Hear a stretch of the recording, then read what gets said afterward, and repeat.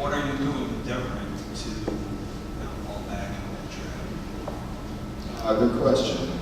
Well, I mean, aside from the drastic changes, like changing where I live, I live with people that are in recovery, which is good for me because a lot of the people in our age group, if they're not in recovery, they like to do things that we just generally don't. I don't go to bars anymore, I don't go to clubs anymore because there's no good reason for me to be there. But more than that, proactively, I stay present in that 12-step program. And I don't just go around there, I do what it suggests of me. And that's been my solution. And there's external things. I work out now, I exercise, I try to take better care of myself. But really, for me, my problem was, it was spiritual and it was mental, and those are the things that, I really have to keep an eye on today. I don't just call my mom when I need something anymore. I call her because I want to say hi and I want to know how she's doing. He still calls me sometimes, right? I mean, I do both. But yeah, it's pretty much everything has to change. Everything. My attitudes, my behaviors, the way I think has to change because for me, it's unacceptable for me to go back to that in my mind because I just can't live that way anymore. So if that takes little things like picking up after myself in the garbage, I didn't really do that much. But doing that now changes the way I think and act. Thank you. I'm just curious what your relationship is like now with your sister. It's a good question. She, like all of my family, has been through the ringer with me. And I'm really lucky because, like the rest of my family, she's extremely supportive. And we didn't really have much of a relationship for a long time because I was a shell of a human being. It's pretty hard to have a relationship with somebody who's not really there. And we're working on that. She's teaching, and I'm working and working on myself. But my sister and I do get along a lot better now, and we love each other very much.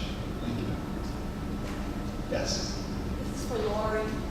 My sister has been living your life, the life that you've lived for the last several years. If you could give her one bit of advice, what might that be? Go to our website. This is exactly why we started a family recovery network, because it's daunting, it's overwhelming, it's devastating, it's humiliating, it's all of those things. And so people like me and other parents want to be there as the first responders to other parents when they're going through this. That would be number one. Number two, and actually number one, is get into a program yourself. We have to work a parallel program, otherwise we are ineffective in the recovery process of our kids. We have to work a parallel program. I go to Naranon meetings regularly, and I connect with other parents, and they are my lifeline. And I know that they will be there for me, God forbid if anything happens again. And I would just encourage your sister to reach out. By the way, I did leave some cards and some brochures of our network. It's free. We're going to continue to develop the resources on that site, so I encourage anyone who would like to take one.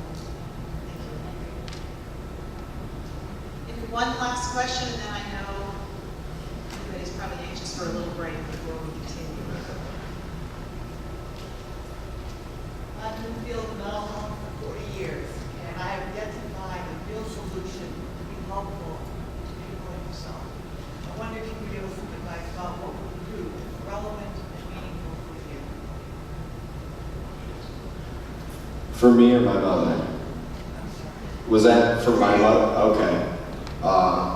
Because like she said, there is recovery that has to happen on the family's part because we are so sick, we get our family sick with us, and us getting well isn't enough to get the rest of the family well, unfortunately.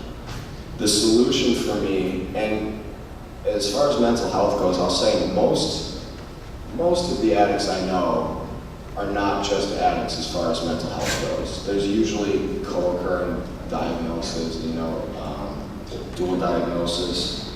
And oftentimes, I've been diagnosed with depression and anxiety, And it's so weird when I stopped doing drugs and I stopped, you know, seeing guns and things like that, the anxiety really went away. And when I stopped living a life that I hated, the depression seemed to go away. So, you know, I can still get those things, but the solution for me, like I said, is it's really simple, but it's also sort of complex, and it's in the 12-step programs. And that's for me, and there are other programs I'm sure that work for people. I'm not an expert on recovery. You know, I've been an addict for a long time, I know how to do that, but what I've found that has given me not only the ability to be clean and sober, but to be content and happy, which I didn't think those two things could ever occur at the same time. It was mind-blowing for me to find out that they could. Has been within this program that has allowed me to save, you know, my life through the help of others. I could just add to that.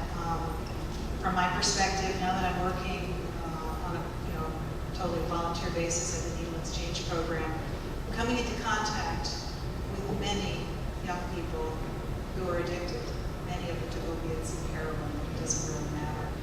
What I have found is how surprised they are when another adult shows compassion and kindness towards them, showing them, bringing a pizza in so that when they come in for their clean needles, there's something for them to eat, or a sandwich, or maybe pointing them towards a shower.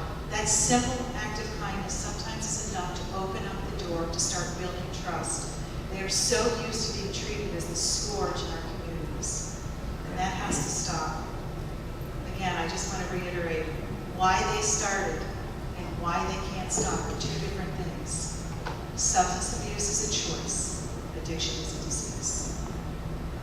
Thank you all so much for being here.